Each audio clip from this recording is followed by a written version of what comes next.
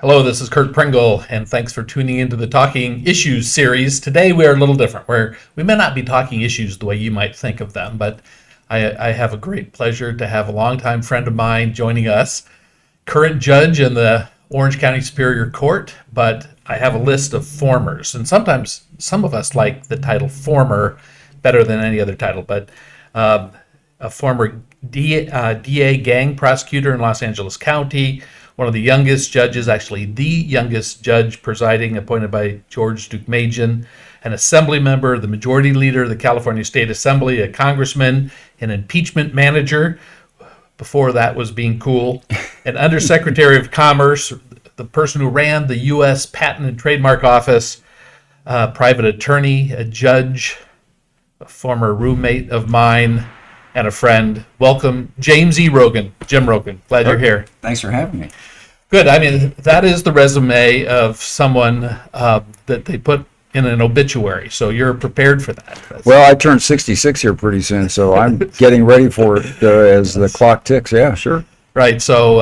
of course, like you, with all these former titles, that's just an indication to our mothers-in-law that neither of us can hold down a job. Yes, exactly. Well, I wouldn't go that far. I mean, you didn't leave all the jobs at your own desire. I didn't leave them not on my own volition. I left most of them because of term limits, but that's the difference between you and me. So you're sitting on the bench. When did you get appointed to the Orange County bench? Orange County bench, 2006. 2006. So 17 years ago. Wow, that's crazy. So what do you find of interest in being a judge? I mean, I know there is from the very mundane, simple stuff to big and powerful and significant issues. So what are the types of things that you've seen in that judicial career? So the best way to explain it, particularly talking with you, because we share the background of having served in the legislature. Right. In the legislature, we're looking at these huge issues, and we're dealing with public issues and public needs, but we're kind of doing it from a 30,000-foot level. Right. On the bench, you have to look in the eyeballs of the people that are involved, and that could be the criminal defendants that I may have to sentence to life in prison or worse, the crime victims, the people who've been impacted by the criminal justice system. It is a profound difference. But I had not a unique experience, but pretty unique, because having been a judge and then leaving the bench and going to the legislature with you, where we had the chance under Governor Wilson to write a lot of the key criminal justice laws for the state of California, and then 12 years later, coming back on the bench and then enforcing and implementing a lot of the statutes that we wrote. That was a profoundly interesting experience for me. Yeah. I somewhat understand what you're talking about. Coming from the legislature but to local government, serving as mayor in Anaheim, you really do have that perspective of seeing direct action and the direct implication of those actions. Yeah, on that level. And as mayor, you probably got to see all of the morass of unfunded mandates that Sacramento dumped on your city. But that was the least of our problems, I think. Other things were great. In terms of just operating and funding local government, I mean, the challenges of that are tremendous.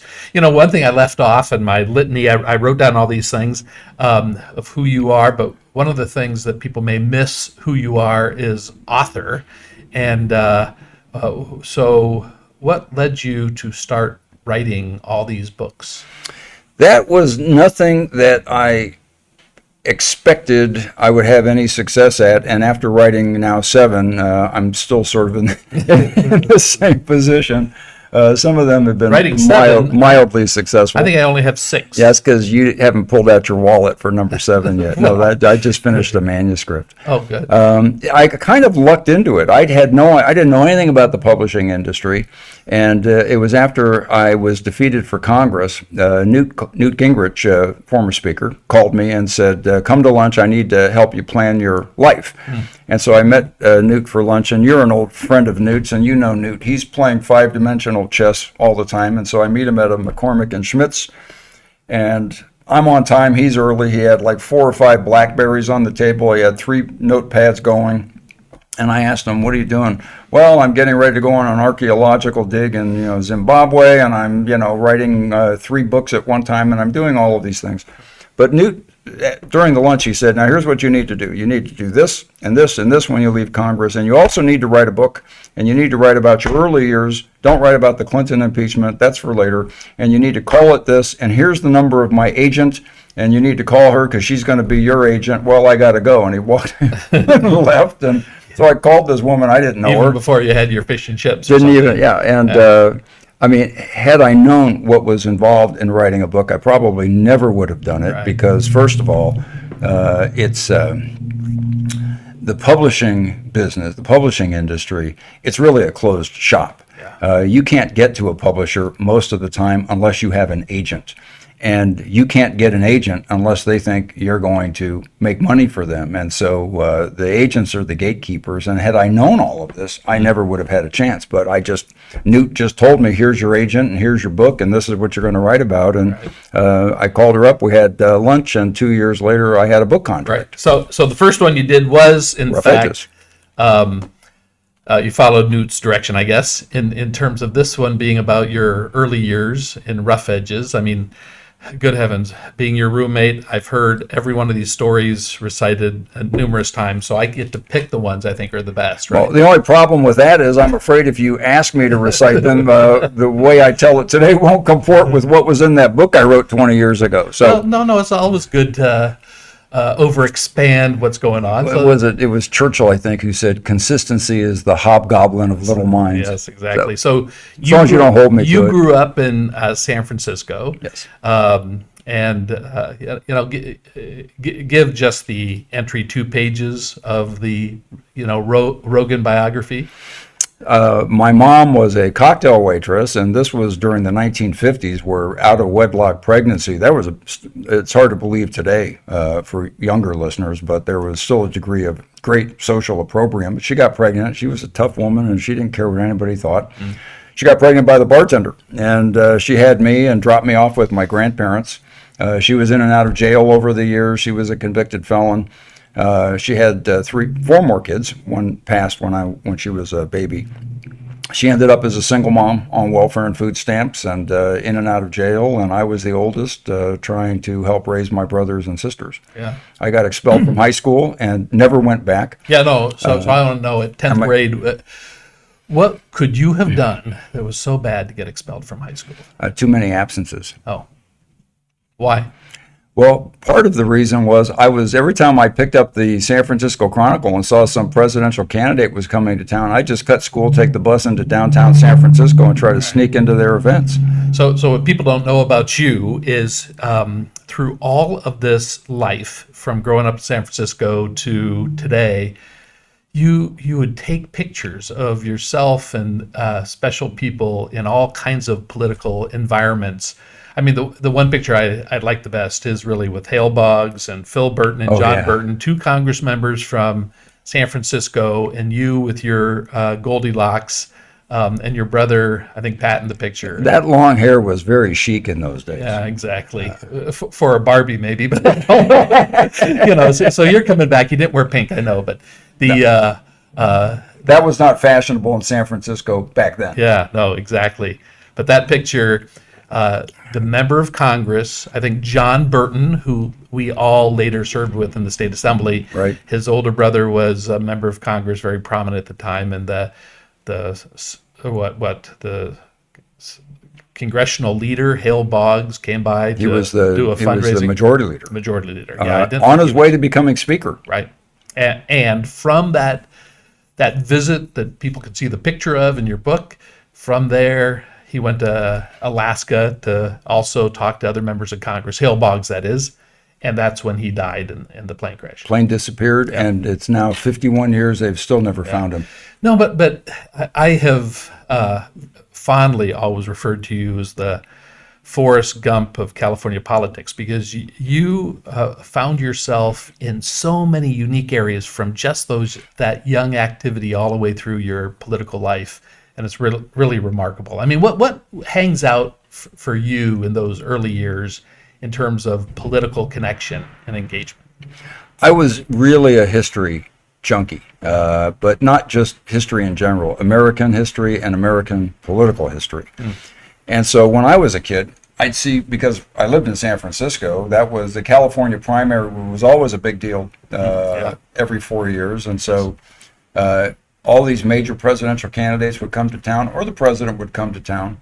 And I would cut school and try to sneak into their events if I had a chance to meet them. I used to try to get their autograph, but part of that was to slow them down long enough to ask their advice about politics and government and how to get involved. And it just, for me, it was like watching history up close. I knew even as a kid, I'm meeting somebody that might be the next president. 40, 50 years from now, my grandkids could be reading about and this is when you were 12, 15 years old? Yeah, 12, 13, 14, yeah. Wow. Yeah, that's something. But around that time also, you started communicating and writing to presidents. I know that because you've shared with me this story a couple times in regards to your Harry Truman essay. Was That's right. In seventh grade or? Seventh grade, he helped me with my homework. Yeah. And then he helped me get even with a rude teacher. Tell me about that. So he was a former president of the United States, and this young kid from San Francisco sends the former president a letter. He was in his 80s at the time, and we were given an assignment to write a biography, and so I thought, well, I'll write this one on Truman. And I had read his book, a book of his, where he'd made some comment that he said, the only obligation I feel as a former president is to answer mail from young people. So I had a 3-month assignment. I did it in like a weekend, and I thought, well, Harry's out there. He's got nothing to do. Wow. So I'll mail him my report and have him check it out for me. And this is before computers and hard drives and copying machines. And maybe even typewriters. I didn't. We had typewriters, but you had to hit the stone key. Right. But I didn't know about carbon paper. It never dawned on me that you could make a copy. And so it also didn't dawn on me I wouldn't get it back. So I sent it to Harry Truman. And said, hey, why don't you read this and tell me what you think? This is my school project. And the day came and went when it was due. I didn't have it. The teacher called me a liar when I said I actually finished it in 3 days, but Harry's got it, and when he gives it back to me, I'll turn it in. He gave me an F, and it was a few months later that Truman, I got a big package from him. He sent me an autographed picture, wrote me a letter, told me he liked my report and I did a good job. And so when I brought it into the school teacher, I said, hey, look, here it is. He wouldn't accept it.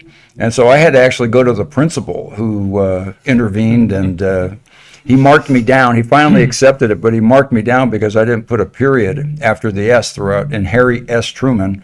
So I had to write to Truman again. Dear Mr. President, you remember that teacher I told you about? Well, he's giving me trouble about this. So I got another 6 months later, another wonderful letter from Truman explaining the whole thing about his middle initial is just S, and it can or can't have a period. He didn't use a period.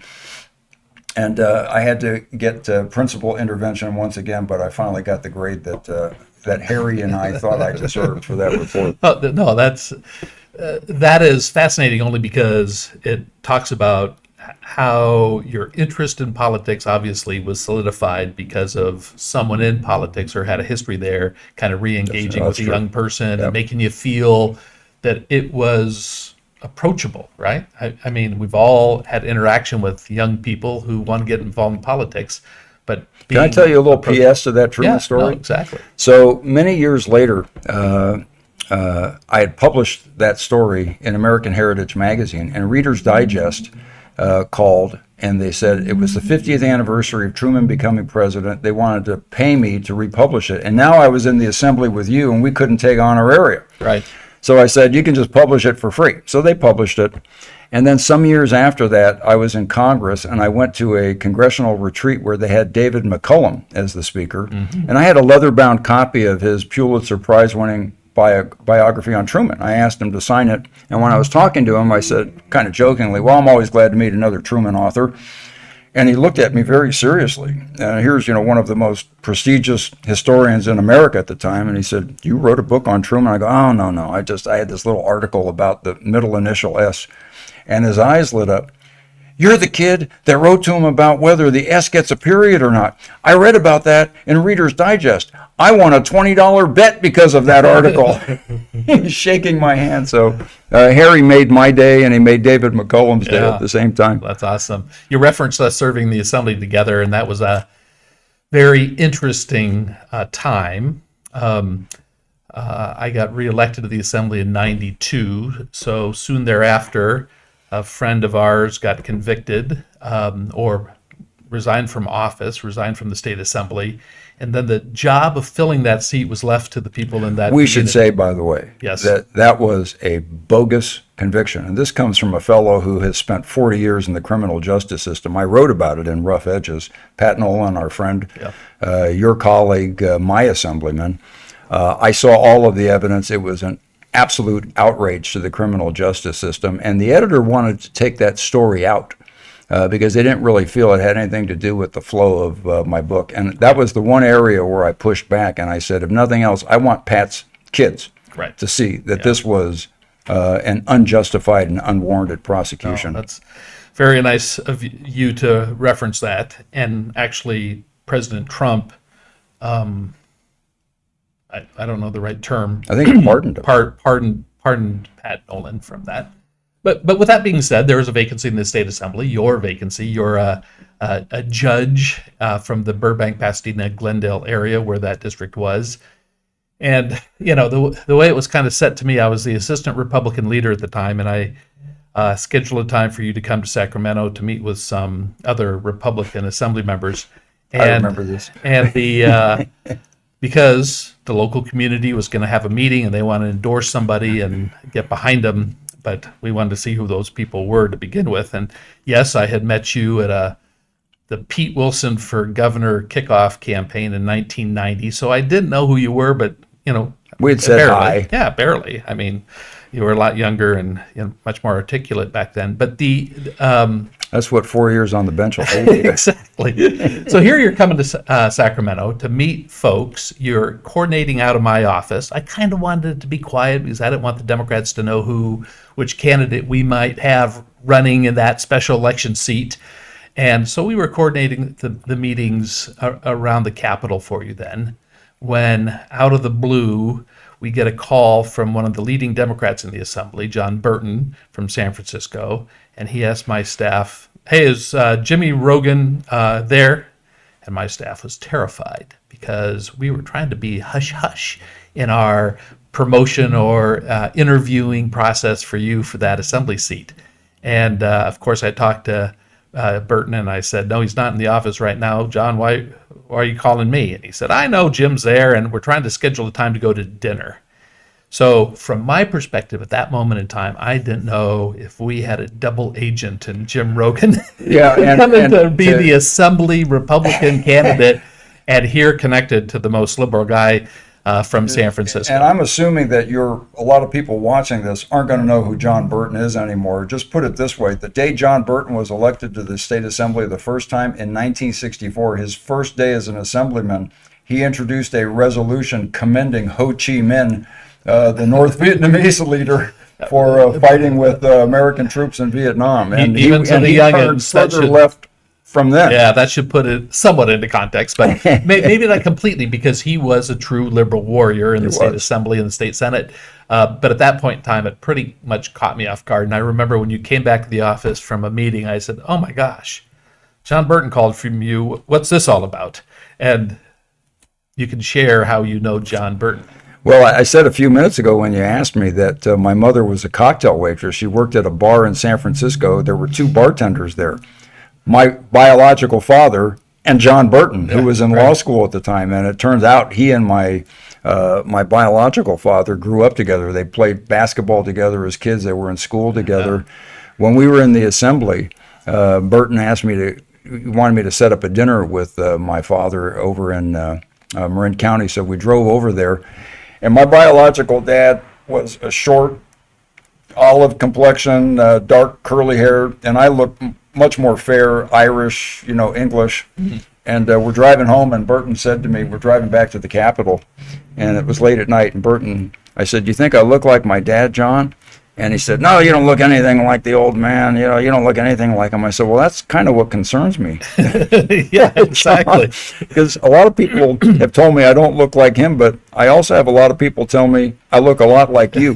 And he hit the brakes on the freeway. turned and looked at me with this wide eye, and I could just see the tape playing back in his head to the 1950s. Trying to remember your Trying mother. to remember, how well he knew Alice Klumper.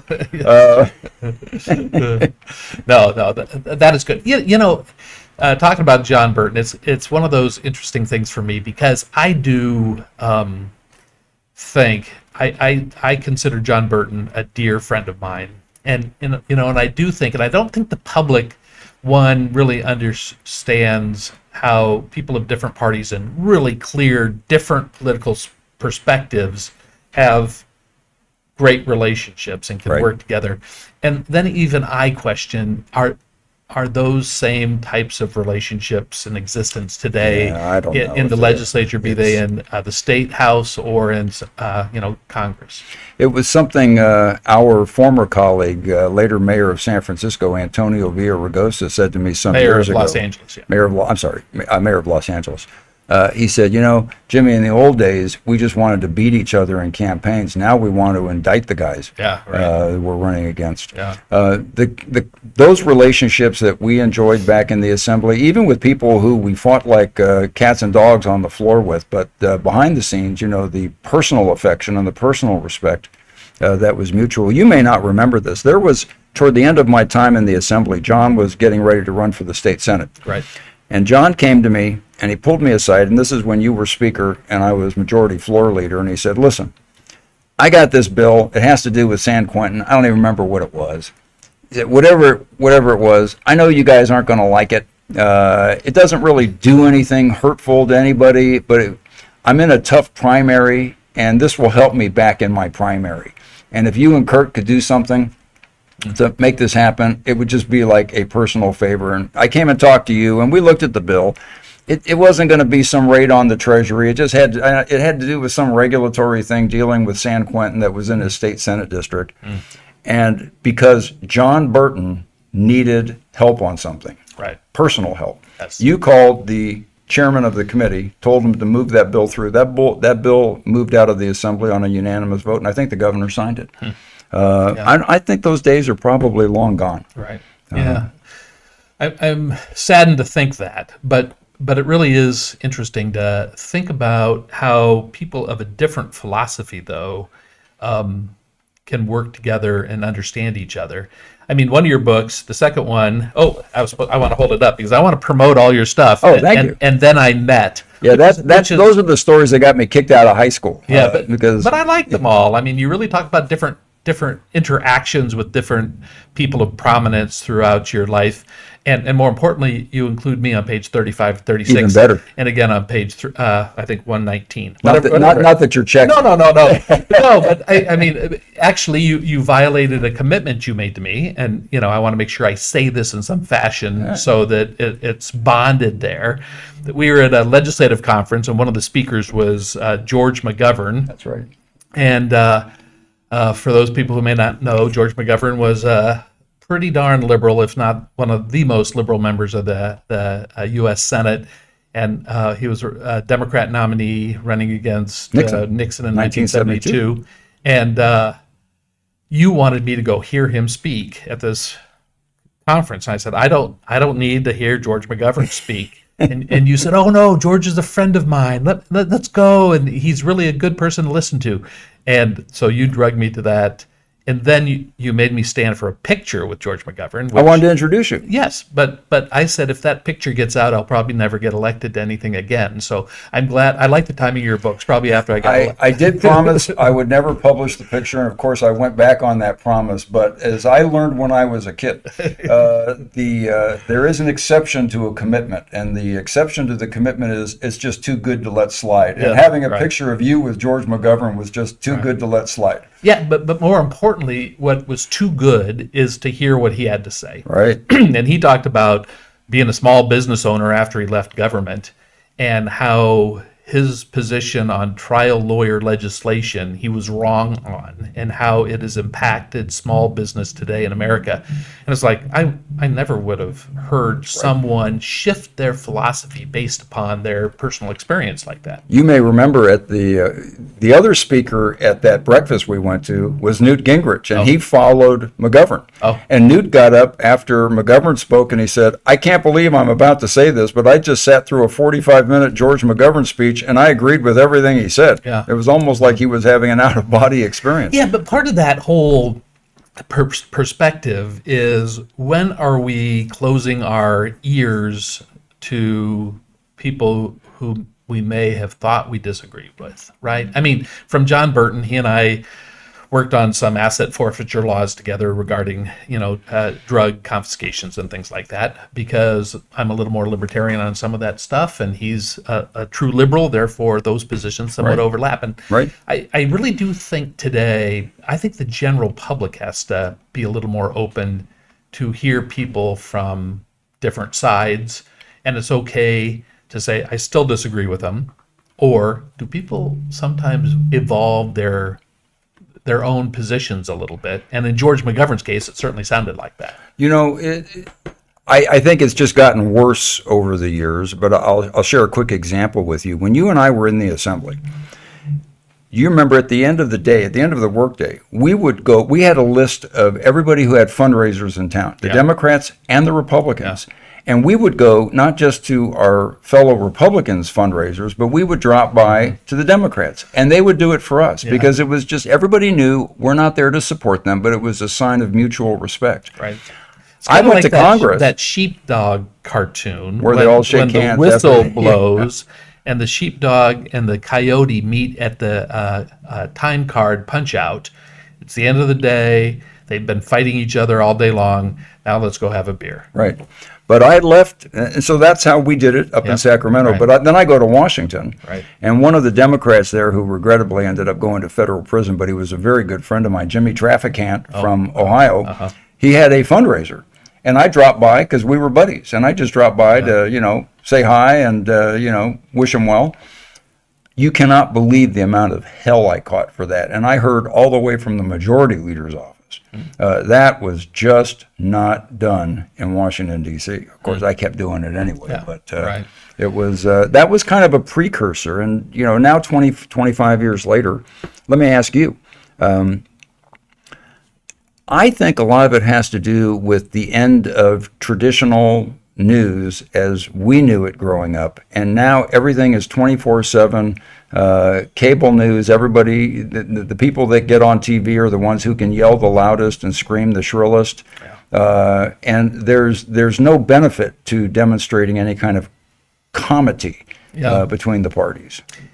I think a lot of that is certainly the case. I also think that the different people from each party have really condemned the word compromise, negotiate, come to agreement. That is now defined as sellout and betrayal of a cause, as opposed to, hey, this is a representative democracy. People from Wyoming definitely have different opinion than people from LA County.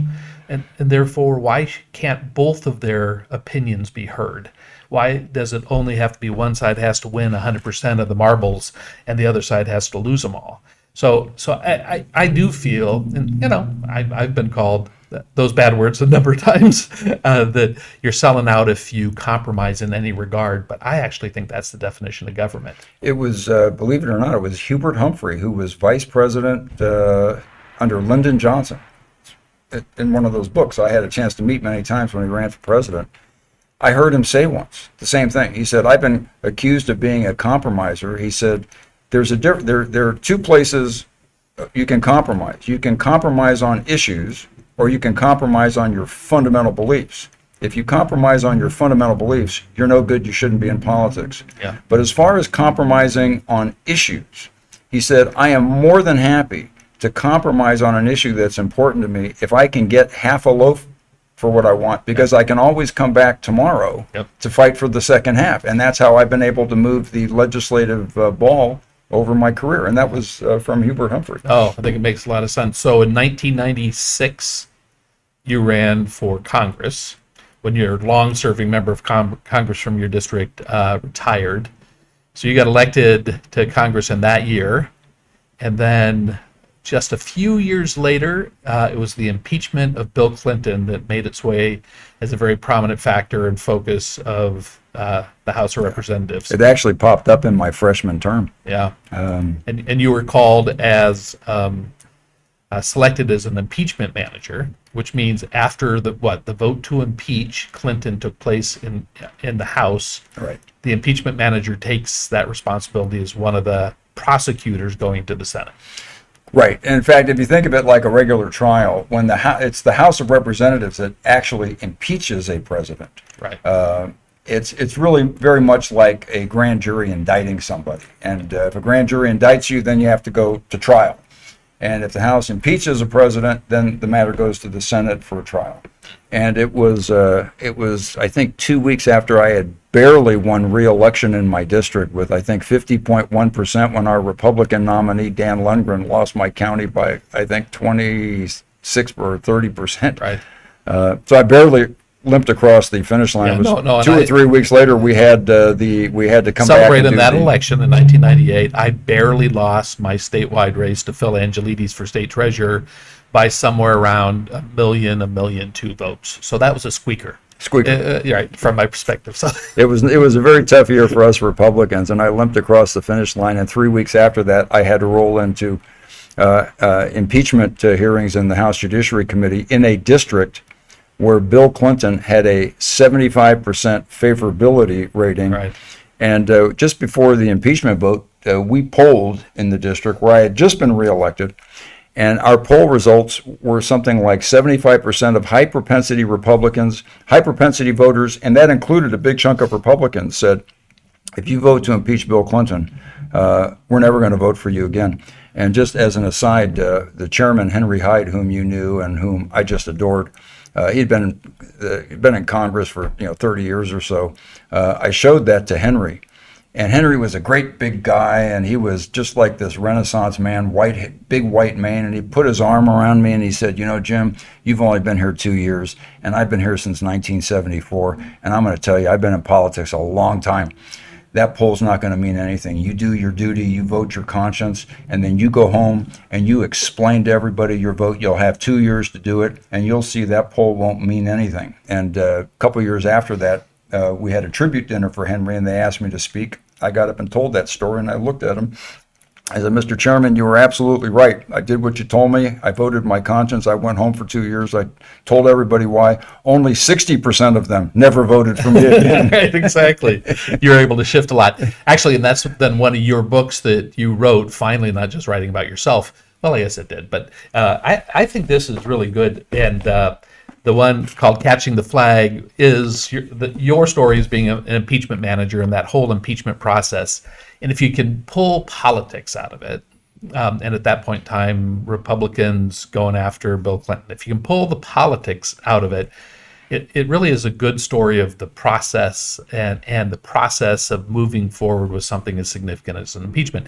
That significance has been watered down, in my opinion, as of more recently than it was then. But some would even say that impeachment kind of watered down the elements of impeachment. Couple of quick stories about my impeachment book.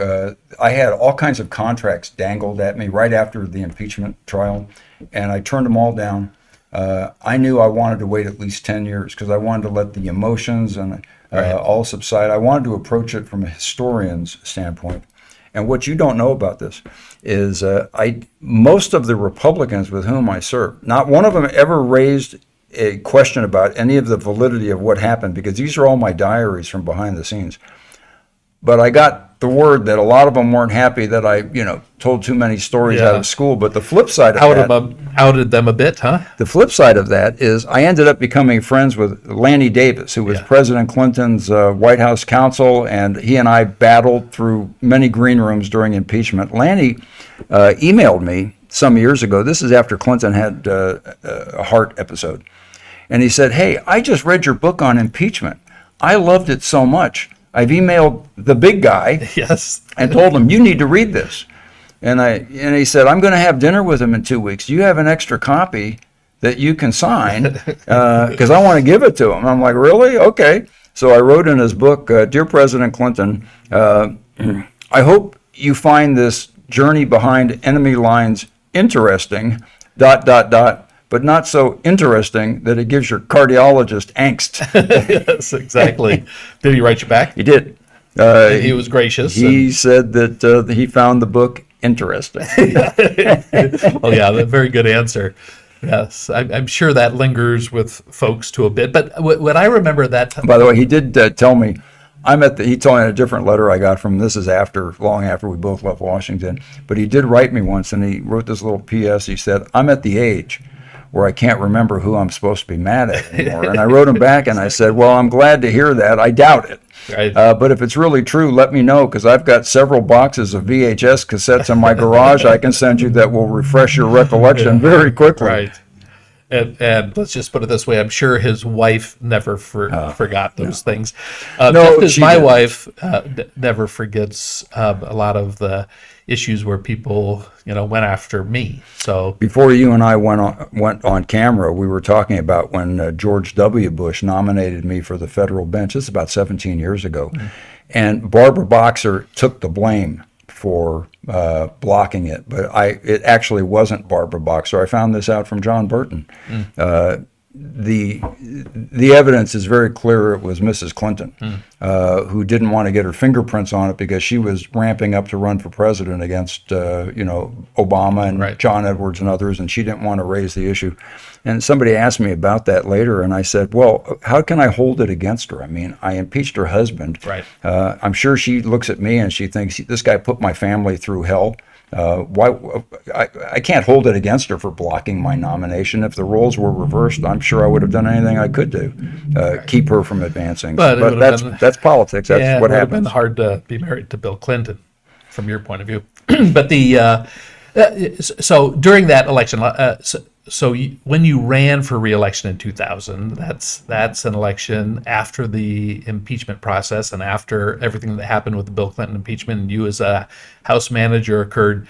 So this one young federal prosecutor fellow ran against you, and I know, because I have been your pal a long time, much of that campaign was attacking you for being an impeachment manager, It was. saying Rogan doesn't understand the issues of this district. He cares more about impeaching a popular president. Why doesn't he? he focus on issues instead of impeaching presidents? Right.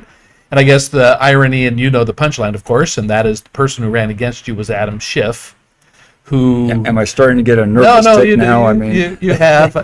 You've had that quite a bit whenever the name comes up. But it really is one of those grand ironies in American politics, right? Because prior to Clinton, there were very few impeachments historically that ever made it to that level. And yet, in that one seat in Congress, an impeachment manager was there in the name of Jim Rogan. And then just a few years later, Adam Schiff is an impeachment manager What against you also Trump. don't know is I succeeded Carlos Moorhead, who in his freshman term was on Peter Rodino's House Judiciary Committee when they had the impeachment hearings against President Nixon. So 3 congressmen from the 27th that's Congressional something. District were in 3 consecutive presidential impeachments. Oh, I that's did. amazing. I did drop Adam Schiff a note at one point. It was before Trump was president. I had read in the newspaper that there was some federal judge who had been convicted of felonies, but he refused to resign, and he was in federal prison. And so the Senate was having this very quick pro forma impeachment trial. And I saw that Adam Schiff was one of the impeachment House managers. So I clipped the article and I sent it to Adam. And my note to him, I think it said something like, I see we stand on the shoulders of the great men who went before us. And he responded. He did. Oh, he did. Yeah, I like to remind Adam, you did beat me, but I'm still one up on you, because what your listeners don't know is when I ran in the special election for the Assembly and then ran for the full term, my opponent was former U.S. Attorney, former Assistant U.S. Attorney Adam Schiff. So I had to run against him 3 times. Yes, right. Oh, I do remember those days, as difficult as they may be. But in your book writing, you have veered off now, and one of your latest books was this book called On to Chicago, and we don't need to talk about any presidential elections, but this one, I did read every bit of it. Very, very interesting, and the whole premise, people know the 1968 elections were a very challenging time in our country, but also that's the year Robert Kennedy was assassinated at the Ambassador Hotel as one of the candidates for the Democrat nomination, and today we see his son in a political battle for president. But the book's premise is basically if Robert F. Kennedy would have survived that assassination attempt and gone on to Chicago, thus the title. Very interesting. What made you focus on fiction?